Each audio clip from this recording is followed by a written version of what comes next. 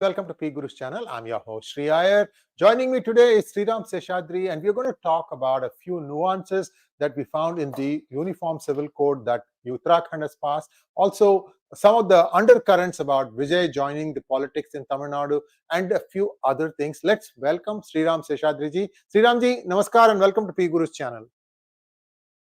Sir, namaskaram. Namaskaram to all the PGurus viewers. Sriram ji, I know you've been really hard at work looking at the UCC and also reading the white paper and so on and so forth. And we just want to go back to the UCC bill that was passed 2 days ago. By the way, viewers, we'll give you an update on what is happening in Uttarakhand. Yesterday, remember, they were trying to remove some illegal structures and there was stone pelting and rumored to have firing also. We'll give you an update on that too. Sriram ji, take it away, sir. UCC specifically, there is a live-in couple clause that tells you that within 3 months of living in, they have to register, otherwise they could be arrested. That is looked at as a way to try and curb love jihad, because at least the police will come to know who and who are staying together. Your thoughts, sir? So, namaskaram to viewers. I think I would put this UCC as a trial by the central government when they wanted to do the UCC for the entire country. See, one, we should understand, in UCC, Uniform Civil Code does not mean it is against any particular religion. Because I think that is where the entire context of, the narrative that is being said by several people to say that, BJP government is taking on this UCC only to target the minorities and then their religious practices. Uniform Civil Code is mainly to talk about how a marriage is handled, how the family dispute, civil rights of any individual is handled. I think that is where the UCC is going through. And Uttarakhand, probably it is just a trial from Uttarakhand. See, we do have Uniform Civil Code in Goa for almost 3 decades as we speak. And Goa is at least 40%, nearly 40% minority population, state.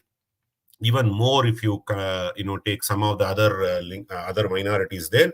But it is nearly 40% minority state, and they have been having for last 3 decades the Uniform Civil Code in Goa, and so far nobody has cribbed about it. Nobody has cribbed about it, saying that it is against the minorities, it is against some particular class of people. So when Uniform Civil Code is also part of the directive principles, when we wrote our constitution, B.R. Ambedkar, who actually wanted to introduce Uniform Civil Code for the entire nation, but at that point in time, we were all in turmoil, right? That is when the integration was happening, and hence, it was put as a directive principle to the central government. The directive principles, I think it's Article 44 now, the directive principles of the constitution mandates the central government to promote several things, to do certain things in the due course of time, but it remains as a directive principles only. Nobody has thought about bringing this as a statute, and then BJP has this in their 3 items they have there in their manifesto or philosophy had been abrogation of Article 370, Ayodhya Temple, and Uniform Civil Code. And the first 2 they have accomplished. We also, Ram Mandir, Pran Pratishthan, Article 370 abrogation happened. And then, even after Supreme Court upheld the Article 370 abrogation, and then we see that there is a significant amount of integration happening in Kashmir. So similarly, UCC is going to be a transformational change for all the communities to come together. For example, the current civil rights are only for Hindus, not for Christians, not for Muslims, not for other minorities. They have their own laws, and then that applies to them. For example, succession rights, rights for the women in, the property, the wealth of the from the woman's father or from their family. So all these are very, very important aspects of it. Divorce, how does one handle the divorce? So what UCC has tried to do in Uttarakhand are multiple. So what Sree Iyerji, you talked about, living together relationship has to be legalized, but more importantly, I will. That is a very important point, because that is to curb the love jihad and even any other social, civilizational, cultural menaces that the Western society is dropping on the Indian cultural thinking. But more importantly, I look at that in Uttarakhand Uniform Civil Code, the right for the woman to have access to the wealth of the parents. That is very, very significant. Second, any marriage has to be registered, and then hence, the conversion, if it happens, then that has to be managed. That is actually, the records are available with respect to the authorities. Halala, which is, one of the practices followed when in the Islamic community, has been made illegal. So which means, it is prohibited, banned in Uttarakhand. I think this is where the hue and cry are going to come about, saying that, oh, you are entering into my religious practices. I think, even in a very staunch, Islamic nations, these practices are already being curbed. Coming to living together relationship, within 3 months of time, if the living together relationship is not formalized, which means it is illegal, and the police or the law enforcement agencies have access to those sort of families or couple who are living together, and take appropriate actions as per the law. So I think the inner crux, the Uniform Civil Code in the state gives, or makes every community, every religion, every individual equal from the civil rights perspective. Whereas the criminal law is already equal for everybody. If anybody commits a murder, I think, whether they don't see which religion you belong to, and then, provide their Sharia law doesn't come into play for, the Muslim community. Because, Sharia law is much more stricter, what is followed in the Wahhabism in Saudi Arabia. But whereas when it comes to civil rights or civil statutes alone, why should we have a discrimination? Actually, the several articles of the Constitution need to be relooked into. For example, religious minority institutions, they have so many advantages, so many privileges. Why is this not given to a Hindu educational institutions? Okay, for example, most of the religious minority institutions, they don't have to follow the reservation policy, because the religious minority institutions are not run by for that particular religion alone. The common man goes and joins this joins this particular colleges, religious institutions or minority institutions, but the reservation is not applicable to them. So which means, the fundamental principles of equality, what the opposition talks about, is being breached by them.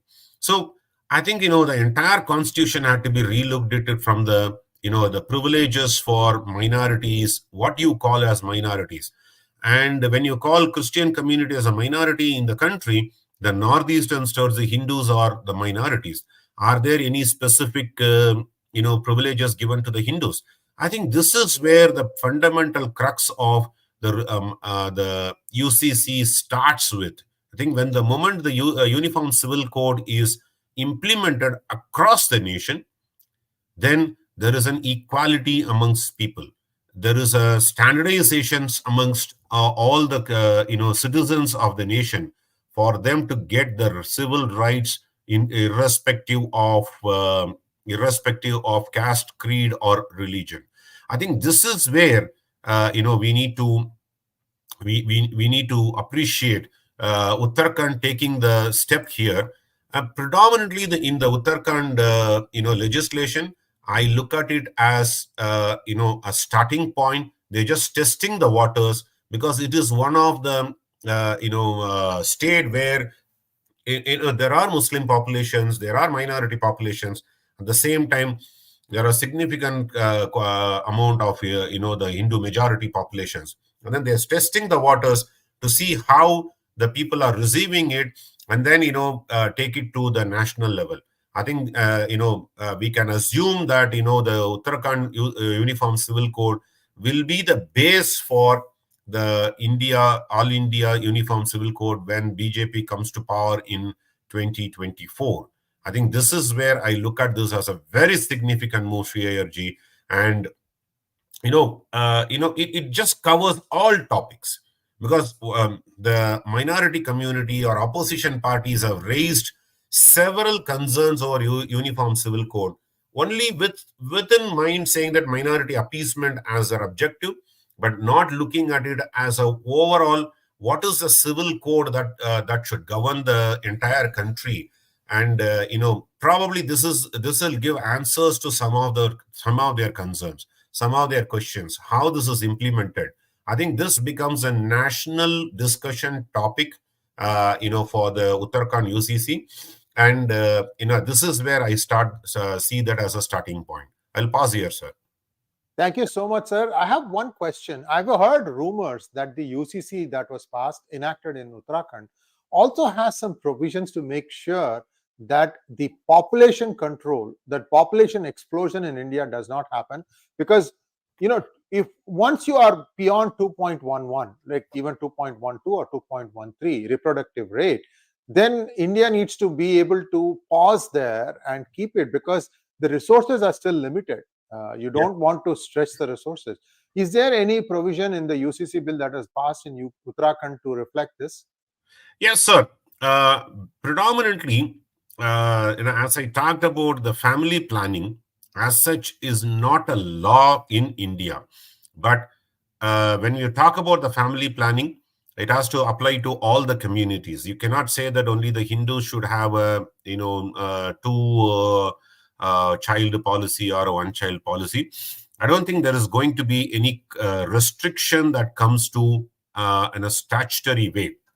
But what UCC encourages that is, it gives a woman right to have a child. I think more importantly, that is where I look at it as more importantly as a Uniform Civil Code brings about.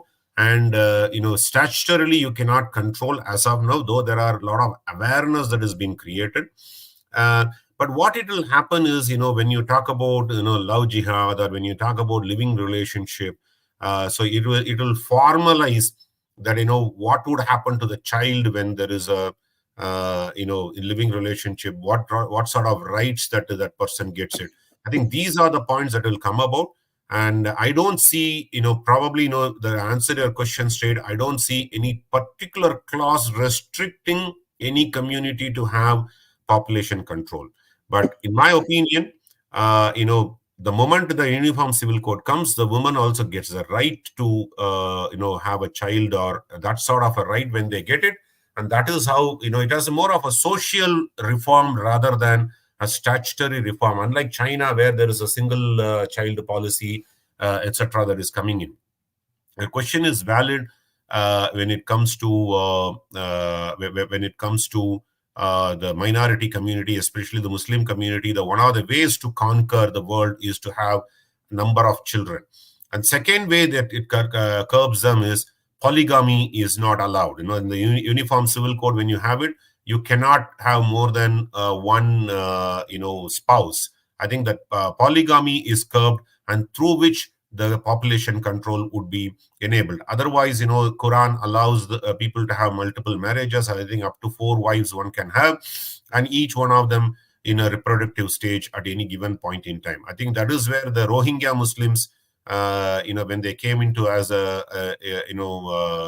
when they came into as an illegal immigrant into India, that is one of their way to establish their presence, and then they reproduce significantly. I think Uniform Civil Code, when it curbs Uttarakhand Uniform Civil Code curbs the polygamy in marital relationships. I think that is one of the way to control the population, rather than a specific statutory control, which I don't think is allowed as per constitution as we speak. Thank you, sir. And some breaking news that I wanted to touch upon to our viewers. Chaudhry Charan Singh, P.V. Narsimha Rao, and Dr. M.S. Swaminathan have been conferred Bharat Ratna. This is in addition to 𝗖𝗂𝘅 𝗍𝙗𝘍 and 𝐵𝗚𝘂𝘍 Thakur. What is more important here is I have been talking to the son of Sri P.V. Narsimha Rao, Sri Prabhakar Rao, and I also am friends with the great grandson, if I remember correctly, of Charan Singh ji. I'm going to try and get one-on-one interviews with them. This is it's a fitting award, in my opinion. I'll also reach out to Dr. M.S. Swaminathan's family as well as Advaniji. I have a lot of things to do that I'm going to do because these are rare and they are well deserved. Sir, Yes. Narsimha Rao especially, the way the party itself treated him when he died, this is a real tight slap on Congress' face. That's why I put that comment. So your thoughts, and then I have some things, but I will talk about it later. We have more topics to cover. Just quickly, your thoughts, sir. Quickly, I think the Bharat Ratna after 2014, even the Padma Awards probably is given to several. Bharat Ratna, which is the highest honor, the selection process is meticulously planned. It is not a award that is given to the kith and kin or the favorites of the ruling party.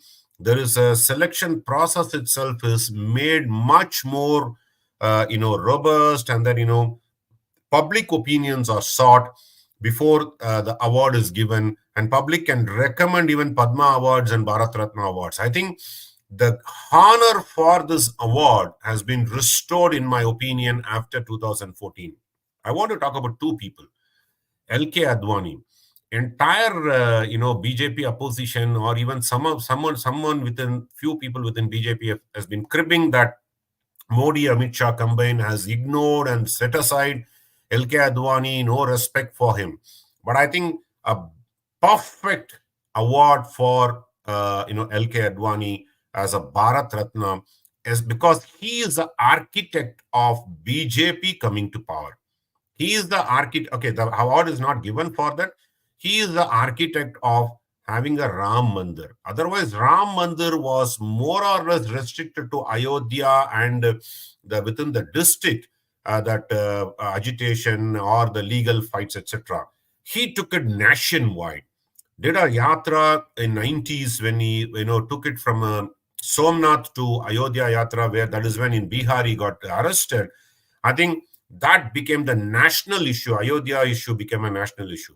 I think for that particular one single action of 𝗖𝗂𝘅 Advani, he deserved this Bharat Ratna award, and not posthumous, but when he's alive. I think that's a very, very important gesture from the government and Modi, that Bharat Ratna is accorded to 𝗖𝗂𝘅 Advani. The second most important, I am once again in the nation building, the foundation stone was laid by Mr. P.V. Narsimha Rao, especially on the economic front.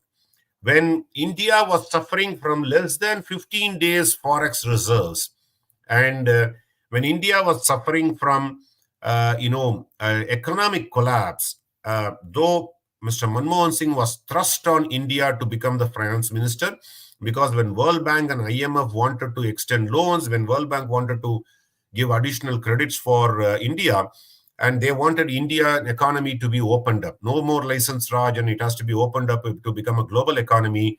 And they did not trust the Indian government to do that. So they wanted their own person as a finance minister. Excuse me. Mr. Manmohan Singh, Dr. Manmohan Singh was not a natural choice for Congress at that point in time for P.V. Narsimha Rao, even though he has greatest ideas for reviving the Indian economy. But Manmohan Singh was thrust on India by IMF and World Bank. But still, both of them worked together to open up the entire economic regime. So this year, Bharat Ratna Award has been given to two huge architects of future of India. I think P.V. Narsimha Rao, and Congress did not even bother to recognize P.V. Narsimha Rao's administration. Minority government, remember, they were not the majority. minority government, but he ran successfully for 5 years, did tremendous things with respect to the economy. And when he lost power, and when Sitaram Kesari was the Congress president then, and he was locked into a toilet to make Sonia Gandhi the president of Congress. I think Congress traditionally has ignored, humiliated, embarrassed most of its leaders, stalwarts and thought leaders. That is why Congress is in this place today. And P.V. Narsimha Rao, when he passed away, his body was not allowed to be brought into the national headquarters of Congress in Delhi. It was just on the street, and then later on it was taken to Andhra Pradesh for the final cremation. But he was not given that little honor for a man who actually scripted and architected the new India, new economic superpower base, of India. I think Congress did injustice to his, their own people, and more importantly to the Andhra, people. I think that's where, in Andhra Pradesh and Telangana, they started losing their base by according the Bharat Ratna to P.V. Narsimha Rao. I think, forget about the political repercussions, the electoral point. I think Modi has recognized the efforts of new modern India. I think that is where we need to give it to Modi, sir. And of course, it may have some repercussions. It may have some favorites in the election, coming election. But I don't see this as an electoral ploy. Rather than Modi wanted to recognize most important people. M.S. Swaminathan created green revolution in India.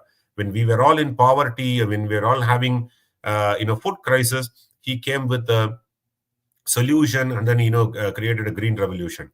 I think it is way past beyond the recognition. He should have been recognized far, far, far behind. Thank you, sir. And just a couple of additions to what Sriramji has said. Dr. Manmohan Singh was actually a socialist. Then he became the chairman of ADB, Asian Development Bank. And he spent some time, I think that is in Manila, if I remember correctly, Philippines, Manila.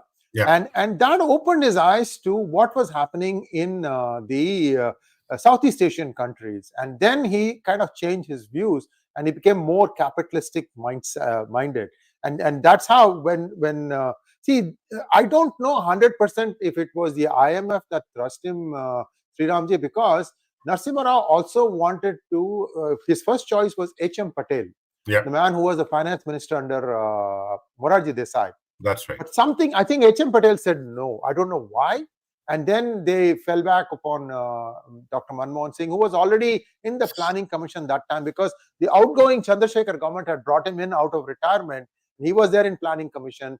And with him was Montek Singh Ahluwalia also. These are the people who did all the backroom plumbing. But in terms of alignment, capitalistic alignment, Dr. Manmohan Singh is believed to have got it during his stint in Asia Development Bank. Also, P.V. Narsimha Rao himself, when he came to talk to Rajiv Gandhi in the very first meeting after Rajiv Gandhi had become prime minister, he heard something about Rajiv Gandhi saying these old fogies. Fogies is a word saying that fog, old men with dim comprehension. All these fogies have to go.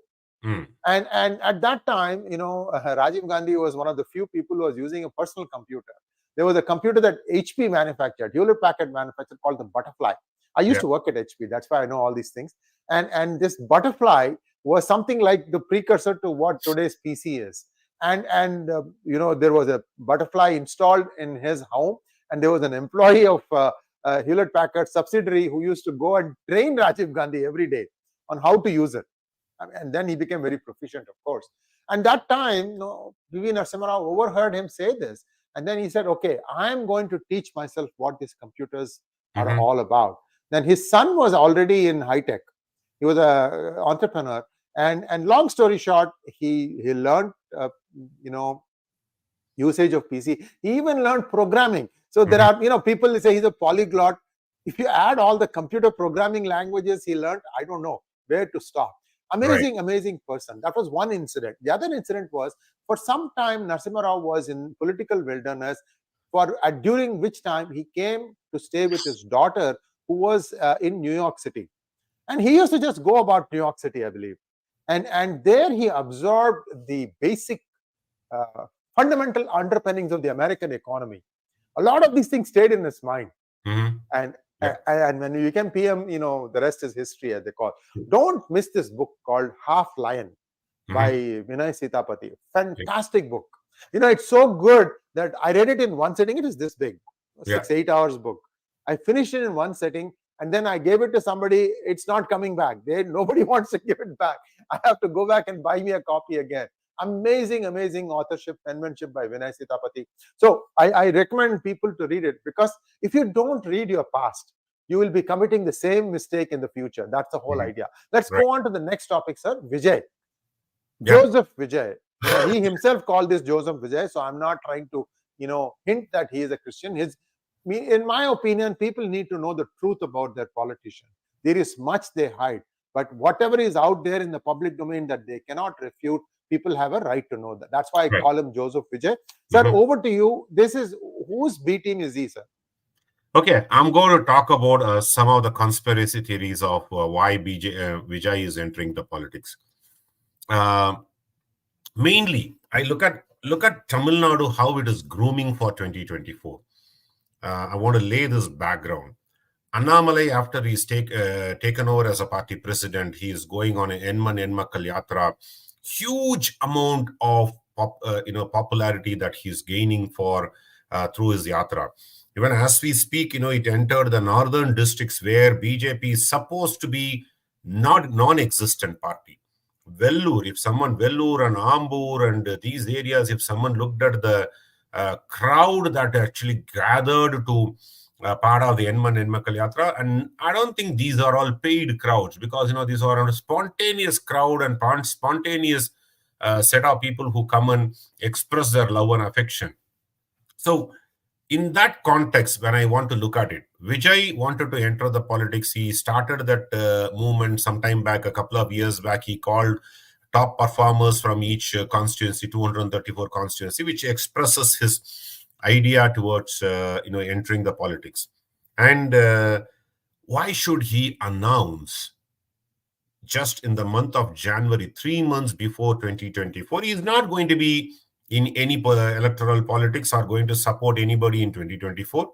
He said very clearly he is working on a movie, he is completed, and then he is going to enter into it after completing sometime April, May, June, sometime, whatever the time is. But he announces his party name. Incidentally, the party name does not have Dravidian in that. If you look at anybody who started the party, Vaiko started with the MDMK, Marumalachi Dravida Munnetra Kazhagam. And Vijay Gandhi, when he started, I thought he'll drop the Kazhagam and Dravidian ideology, but he came with DMDK. So when Vijay started this party, it is very, very clear that, he wanted to drop the Dravidian ideology and then put Tamil in front of it. So he said, Tamizhaga, I think, Vetri Katchi. Tamizhaga Vetri Katchi. Forget about, grammatical mister of ik should be there or not. Tamizhaga Vetri Katchi. So he is just talking about, I'm going to be talking about the Tamilians only, not Dravidians, not the Dravidian politics. But let's look at the economics of his entering into politics. Vijay today is a top actor. Okay, there's always a fight between actor Vijay and actor Ajit. He's a top actor. He's going to say, even he may give a flop movie, he may give a hit movie, but the producers and the common public who are fans of Vijay are still continue to go at least for another 5 years. There's no alternate for him to backfill. Say, for example, when Kamal and Rajini were at the peak, and there is a next generation that came in. But for this, there is no next generation superhero, or that top fifth dome is not being competed. So Vijay is there to stay at least for 5 years, if not more. Rajini, even at the age of at this age, he's acting in a movie, 1 or 2 movies in a year. But Vijay, assuming that he does a 2 movie per year, and for next 5 years only, and gets 100 crore barest minimum as emoluments per movie. We are talking about he's leaving behind 1,000 crores on the table, and then coming to politics. Who's going to fund this? No individual, however philanthropic you are, however great soul you are to do the public service, you are not going to leave behind 1,000 crores on the table, which is guaranteed 1,000 crores. I'm just saying barest minimum. Now, he could go for another 10 years. He could do 2 or 3 movies a year, and then his emoluments may go up. But I'm talking about the barest minimum 1,000 crores. He's leaving it on the table and then coming to politics, which means someone should fund this particular 1,000 crores or plus. Second, unless you come to power, your political party is a cost center only. You incur cost only. So which means he's losing 1,000 crores. He's going to spend at least 100 crore per month, or 50 crore per month. So forget about on this 5-year period. There is something of a gap of nearly 2,500 3,000 crores that he is just leaving it on the table. Either he is losing from his own wealth, at the same time he is losing his earning. Maybe he'll get donations, he'll get subscriptions, all those things he can show an account. So he is leaving so much of money on the table and coming to politics, and not for 2024. So why should he announce this for before the 2024 elections? Which means he is thrust into politics by someone. And my conspiracy is it is the missionaries which has thrust him, not any party. The missionaries which have thrust him. And very importantly, if you look at, he has carefully chosen in his letter, he has carefully chosen certain words. His tagline is 𝗣𝗚𝗂𝘂𝘁𝘀 𝗢𝗂𝘂𝘀. But he doesn't go to the other 3 lines, other 3 words in that, right? 𝗤𝙧𝙤𝙪 𝗤𝗚𝘂𝘂𝘁. He doesn't talk about 𝗣𝗚𝗂𝘂𝘂𝘁 𝗢𝗂𝘂𝘂. So he wants equality. Very good. Good policies. So he needs to come out with his policies for us before he comment about his political ideology. But here he is coming into politics to disrupt 2024 without contesting. Why? There are minority population, especially the Christians. Amongst them, the Catholics are turning towards BJP. In Kerala, for their own future protection from Love Jihad, they want they're moving towards BJP. In Tamil Nadu, the vibes are already being felt. And BJP is making sure that, because anybody is asking a question, okay, BJP is anti-minority, and everybody knows that it is not the fact. And that is dawning onto most of the Christian community, especially the Catholic Christian communities in India. The one, there is an economic wealth creation has happened. BJP has not anything wrong to them. BJP has not curbed them. BJP has not done anything to alienate them or create any trouble for them. So the myth and false propaganda about BJP is failing in this particular community, and which may extend to other the Christian community too. I'm not talking about the minority Muslims, because they still rally behind Congress and DMK in Tamil Nadu, but there is a significant amount of change in mindset from the minority community, especially in the southern districts. So Annamalai is emerging as a leader for BJP. So when Vijay comes in, pushed in by the missionary, one message that gives is to his community or the minority community is, don't switch your loyalty. I'm going to be there in 2026. So don't create your base loyalty towards BJP. So that's the first message. The second message is, there are a lot of people who do not want DMK or ADMK. They are against both the Dravidian parties. But who do they vote to? Either they go to Nota, they don't vote for anybody, or they vote to smaller parties like Naam Tamizhar Katchi and others. So here is where another message that Vijay is giving through his announcement now, saying, once again, don't shift your loyalty. Keep your loyalty to intact wherever you are being voting to, or even don't even vote. Don't change your mindset to vote for BJP, so that 2026, I am there to take your vote. I think that's a message he's giving. The third most important message that he's giving is the youth politics. Currently, the youth, especially women and more so the first-time voters, youth, traditionally goes to Seeman, Nam Tamizhar Katchi. That is where the traditional vote bank, especially when people don't know about what is the Dravidian ideology and they want to vote for someone, traditionally it goes to Seeman. Now the youth population is rallying behind Annamalai. And he is seen as a youth icon because he is in his 30s, whereas Vijay is in about 49 or 50. He is reaching, and then Udayinidhi is also above 40. So there is a platform being laid that who is youth leader. It is Udayinidhi Stalin, who is thrust by the family and party on the people, not an emerged leader. Whereas here Annamalai is standing as an emerged leader. One may talk about Edappadi's camp will talk about Annamalai was airdropped from Karnataka. So what? That's a party's decision. But he doesn't have a nepotism background, or he's not thrust from a family. So he is evolved as a leader. So Annamalai is becoming a youth icon. So once again to the youth, Vijay is communicating, don't create the youth icon from Annamalai. So in my opinion, Sree Iyerji and PGurus viewers, Vijay is entering the politics. In twofold, I look at it. Someone leaving significant amount of money on the table and then going to incur a cost, significant amount of cost. So who is funding that? And on the other side, the messaging. So DMK may be behind this with the missionaries, but most importantly, I look at it from the missionaries. They want to create a situation that don't go to BJP. And then naturally, when you don't go to BJP, it is going to be to either Congress or to DMK, or even worse comes to us to the ADMK, which we'll talk about anyway. But don't go to BJP. Don't consolidate yourselves amongst BJP, because the moment they consolidate in 2024, towards BJP is going to win. We'll talk about in the opinion polls, whatever we coming in the next topic. But BJP is going to win few seats, and which means they are going to have a double engine sarkar, at least. If not a double engine sarkar, one of the engine is going to be the central government. There may be one or two ministers that Tamil Nadu may get because of this win. And then, there's going to be people are going to see huge development. And fourth thing that I want to look at is Modi's concentration on South. Initially, when they came to power, the Hindi heartland was with them.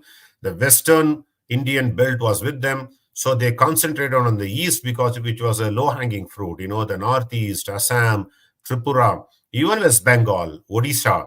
And that is where they concentrated.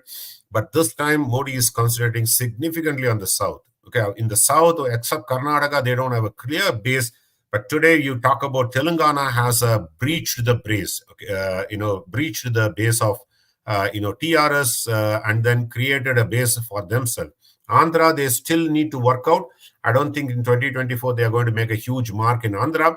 But look at Kerala. Kerala, there is already they were in 18% vote share. And then they want to increase that to 25, 20, 30% vote share in the coming elections, so that there is a three-front election that happens in Kerala. Tamil Nadu is a best situation for BJP to enter and then aggressively, and that's what they have been doing since 2021. When Annamalai was brought in, and after the elections in 2021, he was made the state president, and his actions are very clear. So you look at all these four reasons of, Vijay announcing is entering into politics ahead of 2024 election. Even though he's not going to contest 2024 election, he said very clearly he's not going to endorse any particular party in 2024 election, but he's going to concentrate on 2026. He could have waited for 3 more months and then done that. Why? This is the fundamental reason. This is a fundamental reason to tell the voter mindset, create a narrative amongst the voter mindset, say, hey, look, don't go beyond. Just stay where you are, so that when I come into politics, I'll grab you all, but don't change your loyalty, or even for a momentarily, don't change your loyalty to BJP. Stay where you are. I think that's a message that Vijay is giving. And this is a conspiracy or message no media is talking about.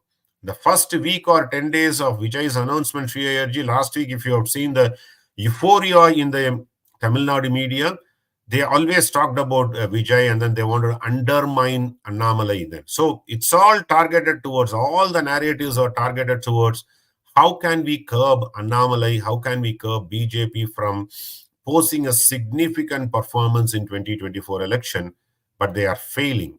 I think there's going to be another opinion poll that will come in February, before the elections are announced, and we will see not major change in that opinion poll. I'm talking about the national opinion poll, not the state media channels opinion poll, which they ask, who is the most preferred PM candidate from Tamil Nadu, and they put up a Rahul Gandhi. Rahul Gandhi will not be in the race, and then they still say that Rahul Gandhi is ahead of Modi, and then they have a temporary happiness that Modi is going to lose.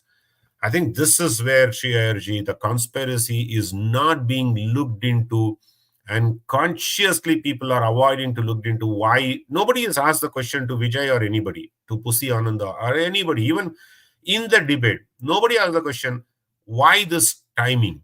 I think that is where the crux is coming into in my mind. And this is purely a conspiracy theory. And of course, based on several facts that I collect, several information that I collect, several people I speak to, and, connecting the dots. And this is where I land. So Vijay entering to politics, not in 2024, but announcing ahead of 2024, is purely a message, and purely a message by the missionaries in Tamil Nadu. And that's where I want to stop, sir. Sir, I also heard that he has kept his family, his wife and his children in London or in United Kingdom. Possibly, yes. I know he has been traveling. Possibly, yes. No, for years, sir. For years now. Yes. Yeah, I know. For years, he has been traveling on vacation to London. So possibly he is doing that. It's his personal affair, so probably nobody is touching. Maybe when it enters into politics and then creates a ripple in DMK's or Dravidian ecosystem, they will start digging these things. Until now, they allow the personal space for him. Hypocrisy. Anyway, my 2 cents. Sir, let's take a quick look at the opinion polls. Today, India Today has said that BJP, despite its surge, is still going to get only 0 seats. I find that a little difficult to believe because, we know the groundswell has changed tremendously. Yeah. And your thoughts on that, and then we can go to Q&A. Yeah. So, sir, I am probably one of the lone cephalogist, analyst, who is a mad guy who has been saying this for last 1.5 years. BJP will surpass 18 to 20% in 2024 election. That point in time, the ground was not there. That point in time, 𝗓𝗛𝗡 𝗔𝗓 was not yet planned or kicked in. But from November 2022, where I wrote an article saying that why BJP should break away from ADMK, one of the point I said is BJP will get 18%, near 18% or above vote share. This is purely a mathematical analysis of past elections, not the opinion poll that point in time. It is purely a mathematical assessment. It's purely one of the point of view that I wanted to set a narrative.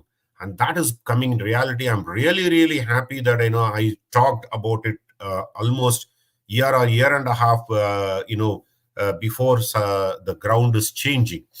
The second important factor is anomalized 𝗓𝗛𝗡 𝗔𝗓, which has, recreated the imaginations of the people. And then, this is where the, issue is.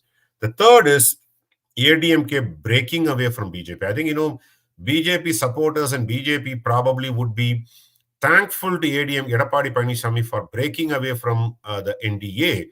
The simple reason is, had ADMK been part of BJP's alliance, they would have claimed every vote share that they gain is because of them, and BJP is only a 2% party or a 3% party. I think, entire BJP supporter base should be thankful to 𝗑𝗚𝗍𝗍 for breaking away. Even though I saw a message in, Mr. Amit Shah's interview to Tandi TV last week, where he said BJP's doors are open for ADMK for an alliance. I think that would be a suicidal if that happens. Probably, he talked about the combined ADMK, not the EDMK, 𝗑𝗚𝗍𝗍, Dravidam. So even then it would be suicidal in my opinion. So opinion poll after opinion poll after opinion poll. Chanakya was the first to talk about 22% vote share for BJP in Tamil Nadu. Then Times Now talked about 15 to 18% vote share. Prashant Kishore on his own said in one of the interviews to one of the channels, he said BJP will touch about 15%. And, not Times Now, sorry. Prashant Kishore talked about, Times Now said about 20.5% vote share for BJP. While I understand they give 1 seat for BJP or 0 seats for BJP, and then ADMK, even though their vote share, as per the opinion polls, has surged down to 16 to 18%. This is another thing that I predicted 1.5 years back, that ADMK will become sub 20% party.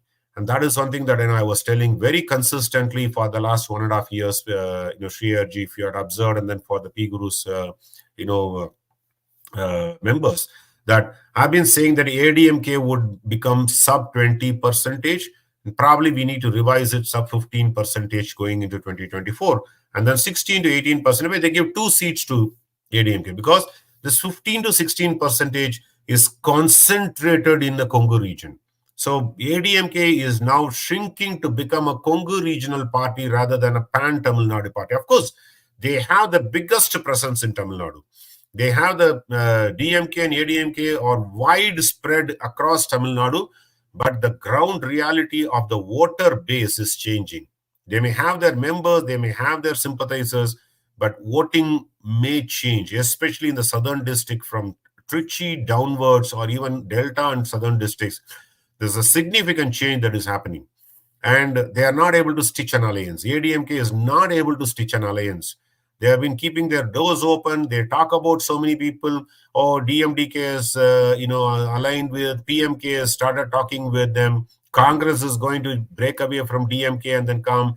𝗣𝗂𝘀𝘆 is going to break away, and then communists are going to break away from DMK and come to ADMK alliance. But that's not happening. So because of this, sir, that, why BJP or ADMK not getting the number of seats is the opposition DMK combined is still powerful mathematically, still powerful with somewhere around 40%, 45% vote share. And then your opponents are 20 to 22% vote share. And that is where it is becoming a single corner, even though 3-corner contest, it is advantage DMK. That's a collateral damage. In fact, when I was suggesting BJP and ADMK alliance should break, a lot of people, a lot of sympathizers of BJP, a lot of people even told me that, look, common enemy is DMK. I said, how can DMK can be a common enemy? It is enemy's enemy is DMK, one can say, but it is not a common enemy. So, defeating a common enemy, so they, ADMK and BJP should stay together, was not my, idea. If BJP has to grow, it has to grow on its own, not on someone else's shoulder, riding on someone else's shoulder. Then that will happen 25 years later. Even senior analysts, some of them talked about, they waited for 25, 30 years in Bihar. Why can't they wait for 25, 30 years in, and Tamil Nadu? My point is, why should they? This is the right moment. So I think, some of the analysis that I was making for last 1.5 years is coming to reality, and ADMK is going to suffer the most. BJP may not win 2 seats or 3 seats, but ADMK is going to suffer the most, which means ADMK will be pushed to 3rd position and BJP will be in the 2nd position, combined to DMK alliance. I'm talking about DMK alliance because DMK is not going to be a sole party. BJP may stitch an alliance with 7 or 8 parties put together, but most of them are regional. Say, for example, in the Virudhachalam area and that area, DMDK may contribute few percentage, but overall, Tamil Nadu, if you take it, it's 2 to 2.5%. And when you talk about PMK in the northern districts and some places in Congo belt, they have the 1-year population, they have the base. So overall, if you look at it, it's going to be a 5%. So NDA, as per all the opinion polls, they say that it's going to touch about 29 to 30% vote share. If that becomes 29 to 30% with a concentration in southern districts, my take, sir, as a psephologist, BJP will win 3 minimum, 5 possible. If they go aggressive and DMK alliance breaks, they'll go up to 8. So I'm just saying that 3 possibilities, 3 seats minimum possibilities. Vellore is one for sure because 𝗤𝙭 𝗫𝙁𝙗𝘆𝑚ukham's forte there, and Kanyakumari districts. Kanyakumari is one. If they select non-Ponnar candidate, anybody other than Ponnar, probably they'll come. I don't know whether some news channel, some news report comes about Tamilisai Soundararajan may be fielded. Even that is not going to be. You need a new face. You need a new face there. Then third is 𝗤𝙂. 𝗤𝙂 is going to be a very vulnerable place for BJP to win. Then Tirupur. I think Tirupur is where they are concluding their 𝗏𝗏𝗏𝗏 Yatra. And Tirupur is going, that is one of the reasons why Annamalai has chosen Tirupur for 𝗏𝗏𝗏𝗏 Yatra closure ceremony, where Prime Minister Modi will visit, is a message saying that we are there in the Kongu belt. It's a backyard of ADMK, 𝗏𝗏𝗏 Palaniswamy, and showing the strength in Tirupur. I think these are 3 or 4 places. Of course, Virudhunagar, there is a possibility exists depending on who the contestants are from the opposition, because Ramana Srinivasan is a linguistic minority. He has the support of, because there the vote is spread amongst multiple communities. So I think, Virudhunagar, there is a possibility exists. And, if AIMMK comes to this side, then some of the Thevar community areas would be consolidated. I don't know what Pudhiya Tamazhagam Dr. Krishnaswamy is going to do. If 𝗤𝙂 is not offered to him, I think he's going to go to ADMK camp for himself or his son. So overall, Sree Iyerji, I look at it as 3 seats, 3 win for BJP at this point in time, with the current data that is coming in, but possibly to increase the tally, and 3 for NDA. I'm not saying BJP, NDA, and possibility to increase the tally. And remember, 4 months or 3 months ahead of the election is not announced. If every news channel is predicting 20 plus for BJP and about 29 to 30 for NDA, imagine when the euphoria comes for about an election, what would be the magic that would get created? Candidates and all of that, because there is a huge amount of anti-incumbency about DMK that will turn towards BJP. So the biggest loser is going to be ADMK. Biggest gainer is going to be BJP in this election. Collateral damage is going to be DMK. Thank you so much, sir. And now we have a few questions that we can take, if you don't mind, sir. I'd like to finish this quickly. Sure. We have another episode coming up in half an hour's time with Lieutenant General Ravi Shankar about Pakistan circus, the politics and the elections that are just playing through. Very important one. Do join us for that again. So let's take a quick look. Rohit Akshay wants to know, Jai Sri Ram, why is UCC being implemented statewise and it can be done all at once?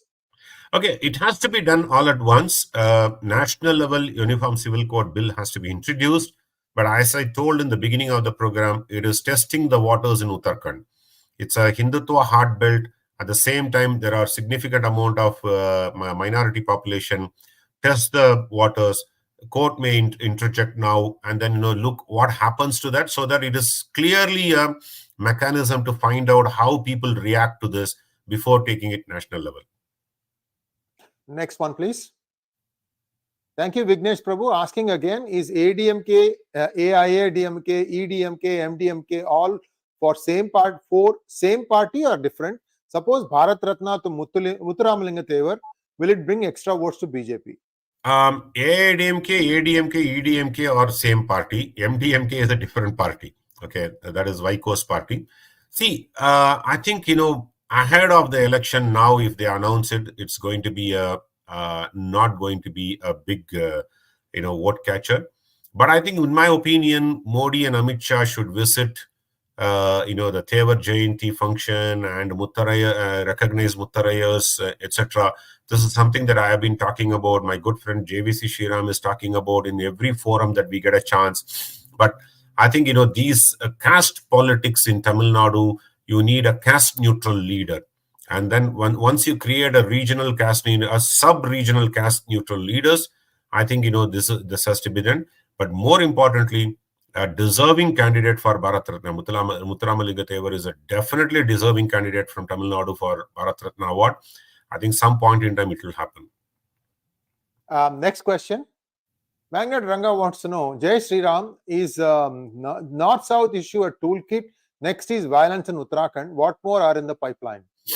So there may, Magnet Ranga, there are many things that will be in pipeline. You saw how in Ladakh there was a procession or sorry, statehood call for statehood. Call for statehood procession was turned by the media and the toolkit as anti-BJP movement, right? I think all these narrative settings would be happening. North-South issue definitely is a toolkit, and then by the separatist mindset parties like DMK for sure, and then Congress joining the bandwagon from Karnataka, because Congress is now being shrunk as a South Indian party, not a all-national national party. They are getting shrunk into a South Indian party. They need to survive. They have they survive only because of Telangana, Karnataka, Tamil Nadu, because of DMK is helping them. Kerala, of course, they are on their own. So it is more or less becoming a 5-state, 6-state party than a pan-national party. So they will create far more divide in the society. We, I think, talked about Rahul Gandhi wanting to speak to Agniveer aspirants and give a promise that it will be reversed. It is a disastrous move.